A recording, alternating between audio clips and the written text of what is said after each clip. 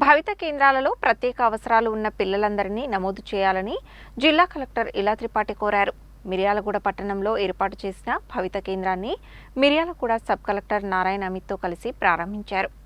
గురువారం కలెక్టర్ ఇలా త్రిపాఠి మిర్యాలగూడ పట్టణంలో ఏర్పాటు చేసిన భవిత కేంద్రాన్ని మిర్యాలగూడ సబ్ కలెక్టర్ నారాయణ అమిత్తో కలిసి ప్రారంభించారు. ఈ సందర్భంగా మీడియా ప్రతినిధులతో జిల్లా కలెక్టర్ మాట్లాడుతూ ప్రత్యేక అవసరాలున్న పిల్లలను గుర్తించి భవిత కేంద్రంలో చేర్పించాలని, భవిత కేంద్రాల ద్వారా వీరికి కృత్యాధార పద్ధతులలో విద్యను అందించడం జరుగుతుందని, అంతేకాక వారి మానసిక పరమైన లోపాలను సరిదిద్దేందుకు చర్యలు తీసుకోవడం జరుగుతుందని తెలిపారు. ప్రత్యేక అవసరాలు ఉన్న పిల్లలకు తదుపరి విడతలో విద్యాశాఖ ద్వారా పెన్షన్లు ఇచ్చేందుకు ప్రభుత్వానికి ప్రతిపాదనలు పంపిస్తామని తెలిపారు. మిర్యాలగూడ పట్టణంలో భవిత కేంద్రాన్ని అందంగా తీర్చిదిద్దడం పట్ల మిర్యాలగూడ సబ్ కలెక్టర్ నారాయణ అమిత్, విద్యాశాఖ అధికారులను ఆమె అభినందించారు. జిల్లా కలెక్టర్ వెంట Miryalaguda sub collector Narayana Amit, DEO Bhikshapathi, స్థానిక విద్యాశాఖ అధికారులు, ఇతర అధికారులు ఉన్నారు.